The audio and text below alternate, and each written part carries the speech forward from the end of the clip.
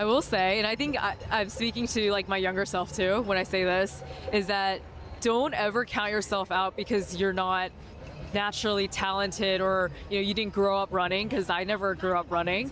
I think that your consistency and your discipline will go further than just talent. And so I really stick to that, and I am a living testimony to that.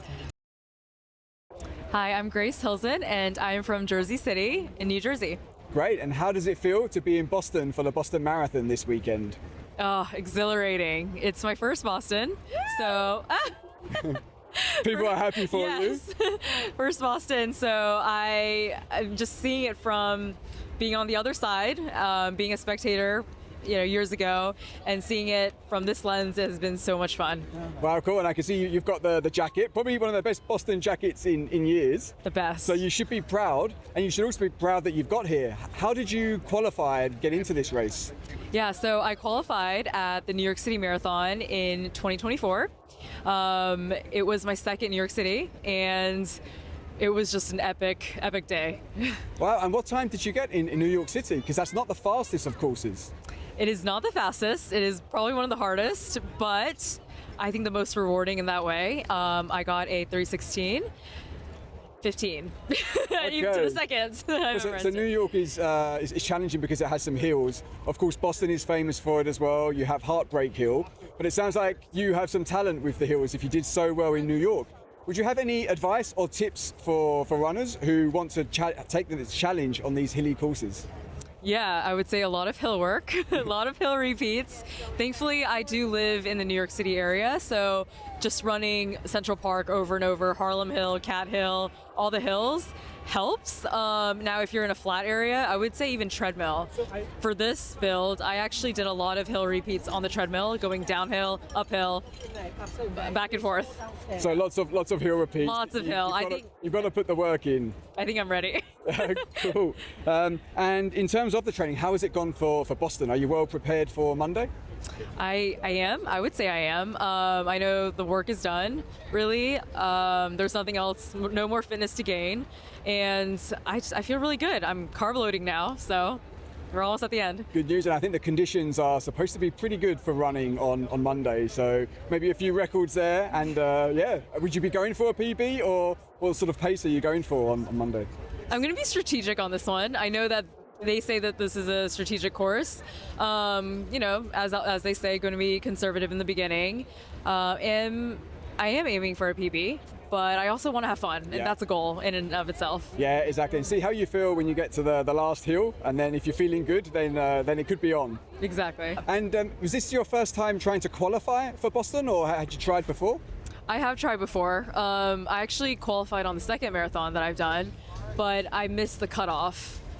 It was like a minute or two off, I think last year.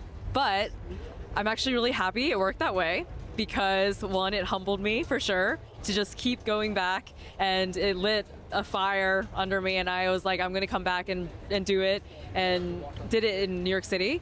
But also, I think that it worked out well because I get this jacket for my first marathon. And how did it feel though when you first found out that you missed the cutoff by just 1 minute? And then how was the transition to that motivation to try harder? I was devastated when I missed the cutoff, I will say. And I think, tears were shed.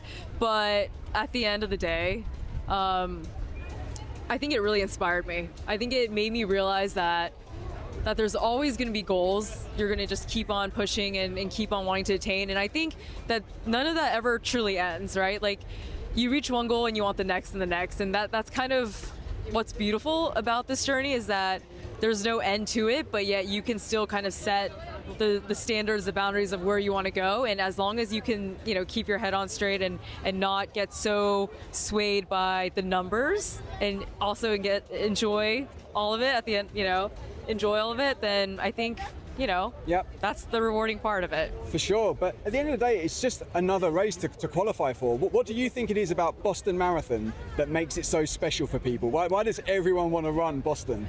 Because it's the most prestigious. I mean, it's the oldest as well. It is the oldest. It's the oldest. It's the most prestigious. But also, I think that there is, in the running world, as we know, it's probably the most it's the hardest in the sense that, it's not a lottery, it's charity, it's sponsored, and then there's the qualifying times, which make up like 80% of it. Yeah. So I think that everyone wants a spot, and there's only 30,000. Cool. And you said you ran New York.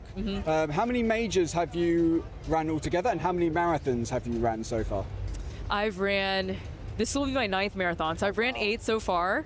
I've done 3 of the majors, so I've done New York, Chicago, and we'll do Boston.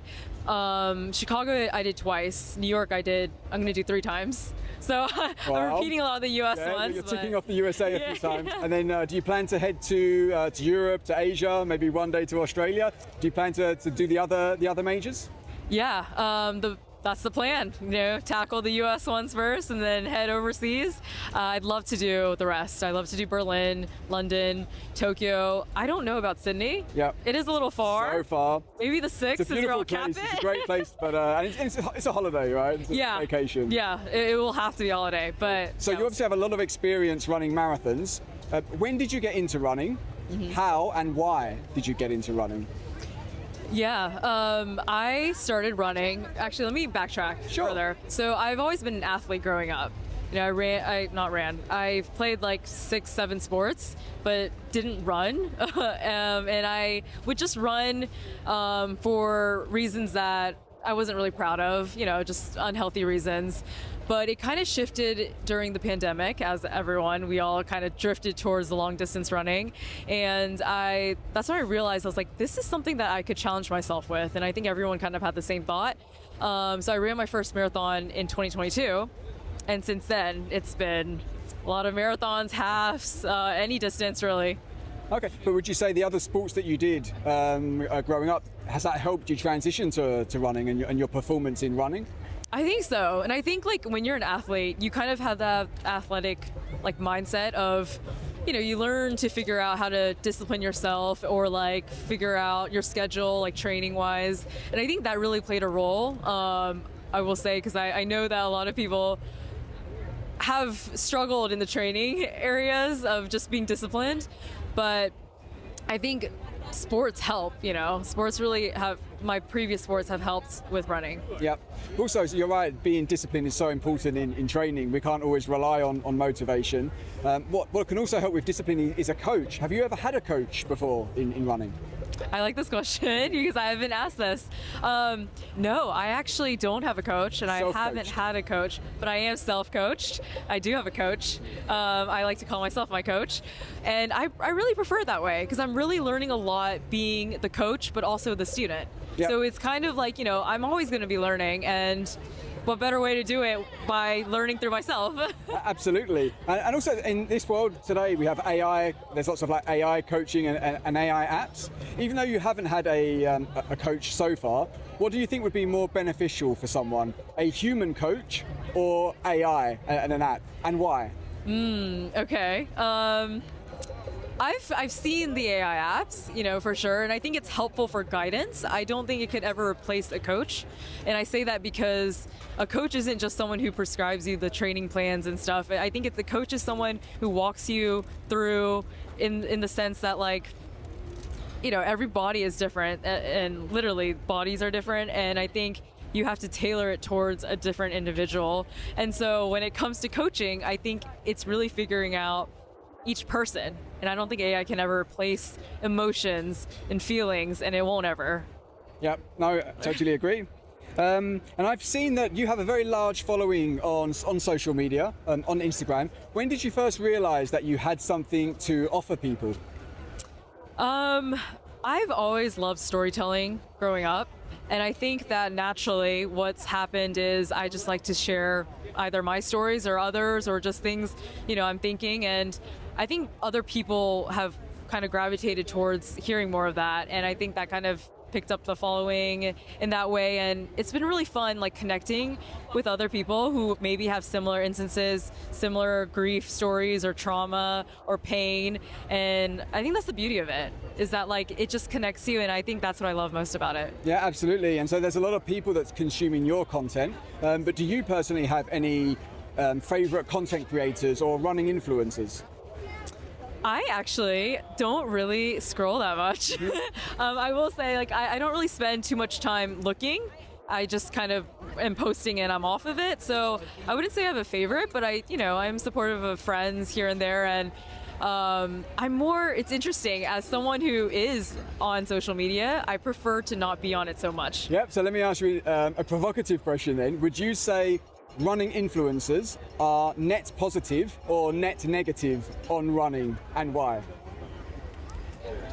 That's a hard one because I feel like there's a balance of both. There's pros and cons to everything, but I think I've seen both sides, and I don't want to say too much on that because, everyone has their own, thoughts on the influencing world, but also the running world and how it should be. But all I know is ever since it's had that ever since running has boomed, ever since there's been a running boom, there's been a lot of opinions and a lot of feedback and a lot of thoughts out, and I'm just like, you know what, why do we do it? We do it all for the love of running, right? Yeah, and it is a boom. Running's getting so popular, but I mean, that has to be a good thing, right? The more people that run, there's more connection, and the healthier that people are.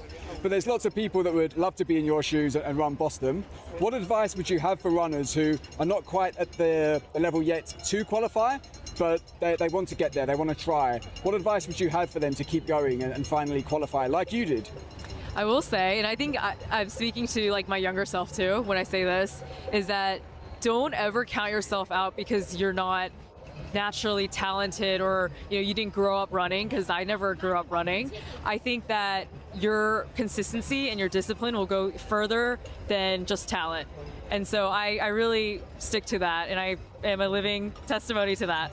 Yeah, no, that's great advice. Me too. That resonates with me. I didn't have any sporting background, but they do say, right, working hard beats talent when talent doesn't work hard. So exactly. No, I totally agree. I love it. With the rest of your time in Boston, so before the race, is there anything in particular you're looking forward to the most that you always wanted to do before the race? Yeah. We are on Boylston Street, which is the finish line. I'm super excited about Puma, which is right across from us. They're doing a shakeout tomorrow morning. It's at 7:30, but I love the Puma team. They're really great. And what time is that one tomorrow? 7:30. 7:30. Okay. Yeah, nice. It'll be right there, and they apparently have a big surprise. So they said come on time or early because there's some sort of surprise happening right outside. Okay, because I need to choose a shakeout to do I was tomorrow. like, okay, so, maybe you'll come to that one. And what about after the race? So I'm confident you're going to have a fantastic race, get to that famous blue and yellow finish line and get the unicorn medal. What do you plan to do to celebrate? I wish I could have an answer for that, but these marathons have always been hit or miss in terms of how I feel. Like, it's always a great race overall, but I don't know. Like, definitely eat something. I'm usually really brain dead when it comes to after running 26.2 miles. But all I know is I just can't wait to embrace family and at least see them. I know my brother's coming in today. My husband is also here, and I know family's cheering from afar, but that's all I really want, is just the love of family and friends. Cool, yeah, and that's what it's all about. Well, I wish you an amazing race. I'll maybe ask for your bib number after so I can also follow how you do. Yeah. And if anyone wants to follow you on social media, where can they find you on Instagram? Yeah, I'm at by Grace Lee. You can find me there. I will put the link on the screen as well. Thank you for talking to URTV, and good luck on Monday. Thank you so much. Thank you. Thank you.